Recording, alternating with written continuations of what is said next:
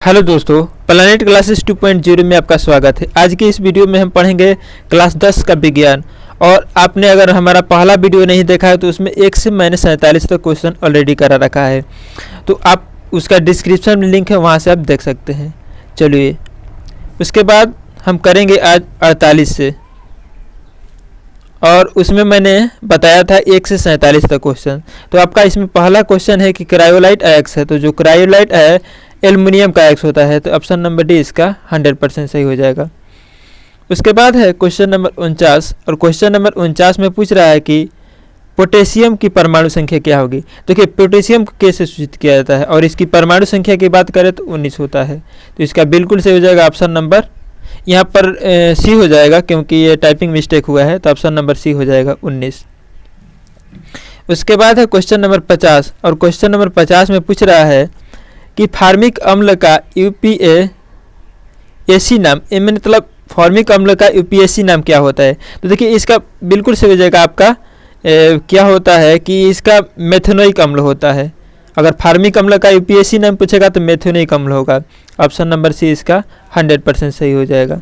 यूपीएसी नाम से, देखिए यूपीएसी नाम से एक क्वेश्चन तो देता है, ठीक है, 1 से 2 क्वेश्चन कह सकते हैं, क्योंकि एक क्वेश्चन आपको हर बार मिल ही जाता है एक देखने के लिए, तो आप इसको अच्छे से देख लीजिएगा। और इसके बाद 51 नंबर क्वेश्चन, और 51 नंबर क्वेश्चन में कह रहा है कि एथाइल अल्कोहल का आणविक सूत्र होगा। देखिए, एथाइल अल्कोहल की आणविक सूत्र की हम बात करें तो C2H5 और AH होता है, तो ऑप्शन नंबर सी इसका 100% सही हो जाएगा। याद रखिएगा, C2H5OH। उसके बाद है क्वेश्चन नंबर 52, और क्वेश्चन नंबर 52 में पूछ रहा है कि एल्काइन कौन है। देखिए, एल्काइन कहेगा तो क्या होता है, एक ट्रिक भी होता है इसका, तो आप ट्रिक याद रख सकते हैं या डायरेक्ट फार्मूला याद रखिएगा कि C2H2 होता है, C2H2। उसके बाद है क्वेश्चन नंबर 53, और 53 में है कि चीनी का रासायनिक सूत्र। देखिए, चीनी का रासायनिक सूत्र होता है C12H22O11, तो ये बिल्कुल सही हो जाएगा आपका option number B. Option number B इसका 100% सही हो जाएगा। उसके बाद है क्वेश्चन नंबर 54, और 54 में आपसे पूछ रहा है कि एसिटिलीन में कार्बन कार्बन के बीच सहसंयोजक बंधन की संख्या क्या है। तो कि एसिटिलीन में कार्बन और कार्बन के बीच सहसंयोजक बंधन की हम बात करें तो आपका हो जाएगा ऑप्शन नंबर डी, क्योंकि 3 बंधन होते हैं, ठीक है, तो बिल्कुल से हो जाएगा ऑप्शन नंबर डी। उसके बाद है क्वेश्चन नंबर 55, और क्वेश्चन नंबर 55 में पूछ रहा है कि श्वसन के अध्ययन के लिए उपयोग किए जाने वाले बीज है।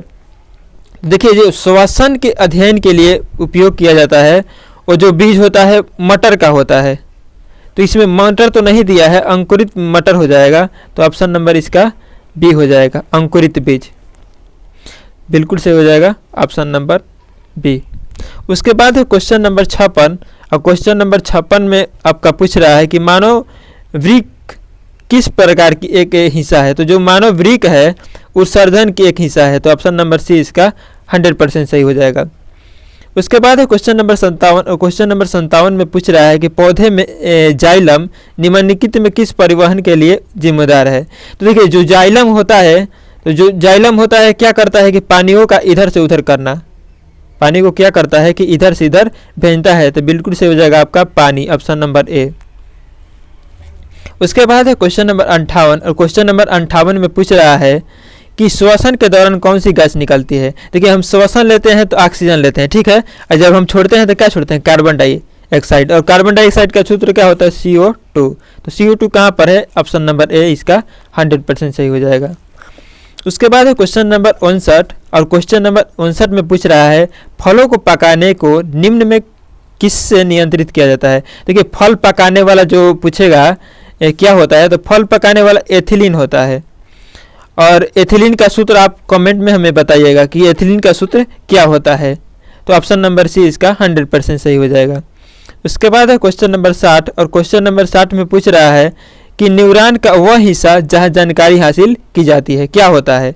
देखिए, जो न्यूरॉन का वह हिस्सा है, मतलब जानकारी वहां से प्राप्त किया जाता है, तो आपका हो जाएगा डेंड्राइट जो वही हिस्सा है जहां से हम लोग क्या करते हैं कि न्यूरॉन की जानकारी प्राप्त करते हैं, ऑप्शन नंबर है इसका 100% सही हो जाएगा। उसके बाद है क्वेश्चन नंबर 61, और क्वेश्चन नंबर 61 में पूछ रहा है कि आपातकाल का हार्मोन। देखिए आपातकाल का हार्मोन पूछेगा तो आप याद रखिएगा कि आपातकाल का हार्मोन क्या होता है कि एड्रीनलाइन होता है, एड्रीनलाइन। तो ऑप्शन नंबर ए इसका 100% सही हो जाएगा, एड्रीनलाइन, याद रखिएगा। उसके बाद है क्वेश्चन नंबर 62 और क्वेश्चन नंबर 62 में पूछ रहा है कि निम्नलिखित में कौन सी अनैच्छिक क्रिया नहीं है। देखिए अनैच्छिक क्रिया नहीं है पूछ रहा है तो क्या होता है कि चबाना। अगर हम भोजन को नहीं चबाएंगे तो खाना कैसे खाएंगे, ठीक है, तो चबाना जरूरी है भोजन को, तो इसीलिए ऑप्शन नंबर डी इसका 100% सही हो जाएगा।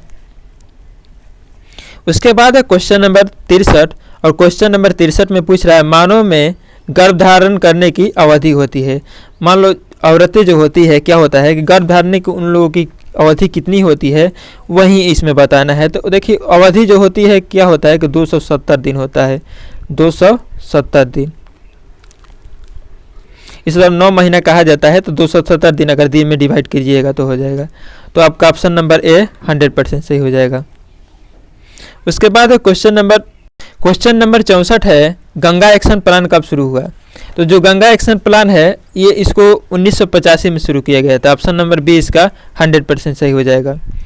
उसके बाद है क्वेश्चन नंबर 65 और क्वेश्चन नंबर 65 में पूछ रहा है मुकुलन द्वारा अलैंगिक जनन निम्नलिखित में किसमें होता है। तो जो मुकुलन द्वारा होता है तो देखिए मुकुलन द्वारा अगर जनन पूछेगा तो ईस्ट में होता है। ऑप्शन नंबर ए इसका 100% सही हो जाएगा। उसके बाद है क्वेश्चन नंबर आपका 66 यानी 66 और 66 में पूछ रहा है कि कौन सी बीमारी श्वसन से संबंधित है। देखिए श्वसन से संबंधित पूछेगा तो आपका हो जाएगा टीबी, क्योंकि जो टीबी होता है टीबी में क्या होता है कि खांसी होता है और जिसको खांसी होता है लंबे समय से खांसी होता है तो टीबी की शिकायत होती है, तो इसीलिए ये क्या हो जाएगा श्वसन। ऑप्शन नंबर बी इसका 100% सही हो जाएगा। उसके बाद है क्वेश्चन नंबर 67 है और क्वेश्चन नंबर 67 में पूछ रहा है कि मनुष्य और अन्य मांसाहारी जीव निम्नलिखित में किसका पाचन नहीं कर पाते हैं। तो देखिए अगर पाचन नहीं करने की बात करेगा तो आपका सेल्यूलोज हो जाएगा, ठीक है। ये नहीं कि ऑप्शन सभी देख लिए तो मार दिया, ऑप्शन सभी नहीं होगा, सेल्यूलोज होगा। ऑप्शन नंबर बी इसका 100% सही हो जाएगा। उसके बाद है क्वेश्चन नंबर 68 और क्वेश्चन नंबर 68 में पूछ रहा है कि ब्रेन हैमरेज का मुख्य कारण क्या है। तो कि जो ब्रेन हैमरेज के मुख्य कारण को हम आपको बता दें तो क्या होता है कि हाइपोटेनस होता है। हाइपोटेनस जिसको अधिक हो जाएगा क्या हो जाएगा कि ब्रेन हैमरेज करने की शिकायत आती है। तो ऑप्शन नंबर सी इसका 100% सही हो जाएगा। उसके बाद है क्वेश्चन नंबर 69 में पूछ रहा है कि परजीवी पादप का उदाहरण क्या है। देखिए परजीवी पादप के उदाहरण की हम बात करें तो कसकुटा होता है, कसकुटा जो होता है परजीवी पादप का उदाहरण है। ऑप्शन नंबर बी इसका 100% सही हो जाएगा। उसके बाद है क्वेश्चन नंबर 70 और क्वेश्चन नंबर 70 में पूछ रहा है कि हृदय से रक्त को संपूर्ण शरीर में पंप किया जाता है किसके द्वारा। तो आपका ऑप्शन भी दिया है फेफड़ों द्वारा, निलय द्वारा, अलिंदों द्वारा कि इनमें से सभी के द्वारा। तो देखिए अलिंदों के द्वारा क्या होता है कि पूरे शरीर में रक्त का पंप किया जाता है, तो इसलिए आपका ऑप्शन नंबर सी हो जाएगा। अलिंदों के द्वारा हृदय में क्या होता है कि संपूर्ण शरीर में हृदय अलिंदों के द्वारा पंप किया जाता है और पंप किसका होता है, ब्लड का होता है, तो आप याद रखिएगा। उसके बाद है क्वेश्चन नंबर 71 और 71 में पूछ रहा है कि हाइड्रा में अलैंगिक जनक विधि होती है, तो किस विधि से मतलब हाइड्रा में जनन होता है, तो मुकुलन विधि से। ऑप्शन नंबर ए इसका 100% सही हो जाएगा। उसके बाद है क्वेश्चन नंबर 72 और क्वेश्चन नंबर 72 में पूछ रहा है कि जनन संचारी रोग है, कि जनन संचारी रोग एड्स हो जाएगा। आपका ऑप्शन नंबर बी 100% सही हो जाएगा। लेकिन देखिए ये भी याद रखिएगा कि जनन संचारी रोग कहेगा ना तो क्या हो जाएगा कि आपका क्या होता है कि गोनोरिया भी होता है और ये भी एक क्या है कि जनन संचारी रोग है, और एक ये भी हो जाएगा कि सिफिलिस भी क्या होता है कि ये भी जनन संचारी रोग है। तो इस पर का हम देखेंगे तो आपका ऑप्शन नंबर डी हो जाएगा। अगर ये दोनों नहीं दिया होता, ठीक है, अगर बस ये दिया होता तो ऑप्शन नंबर बी होता है, लेकिन इसमें सभी दिया है तो इसीलिए क्या हो जाएगा कि ऑप्शन नंबर डी इसका 100% सही हो जाएगा। तो याद रखिएगा ये तीनों हो जाएगा। उसके बाद है क्वेश्चन नंबर 73 और क्वेश्चन नंबर 73 में पूछ रहा है कि पुष्प का सबसे बाहरी भाग है। देखिए बाहरी भाग कहेगा तो बाह्य से बाहरी होता है और दलपुंज होगा, यानी बाह्य दलपुंज होता है पुष्प का सबसे बाहरी भाग होगा। तो ऑप्शन नंबर ए इसका 100% सही हो जाएगा। उसके बाद है क्वेश्चन नंबर 74, और क्वेश्चन नंबर 74 में पूछ रहा है कि ब्लड समूह ए में कौन सा एंटीबॉडी होता है। तो कि एंटीबॉडी की अगर हम बात करें तो ब्लड जो ए होता है, ए ग्रुप वाले, तो उन लोगों में ब्लड ग्रुप ए बी होता है, ठीक है, और बी एंटीबॉडी होता है। तो ऑप्शन नंबर इसका हो जाएगा आपका सी, 100% से हो जाएगा ऑप्शन नंबर सी। उसके बाद है क्वेश्चन नंबर 75, और 75 में पूछ रहा है कि रक्त में ग्लूकोज की मात्रा निम्नलिखित में कौन नहीं नियंत्रित करता है। तो रक्त में ग्लूकोज की अगर मात्रा की बात करें तो आपका हो जाएगा option number A, insulin. Insulin जो होता है कि रक्त में ग्लूकोज की मात्रा को नियंत्रित नहीं करता है। तो ऑप्शन नंबर ए इसका 100% सही हो जाएगा। उसके बाद है क्वेश्चन नंबर 76, और क्वेश्चन नंबर 76 में पूछ रहा है आपसे कि पादप वृद्धि हार्मोन है। तो देखिए पादप वृद्धि जो हार्मोन होता है क्या होता है कि ये जबरेलिन होता है। जबरेलिन जो होता है पादप वृद्धि हार्मोन होगा। ऑप्शन नंबर ए इसका 100% सही हो जाएगा। उसके बाद है क्वेश्चन नंबर 77, और क्वेश्चन नंबर 77 में पूछ रहा है कि हार्मोन स्रावित होता है।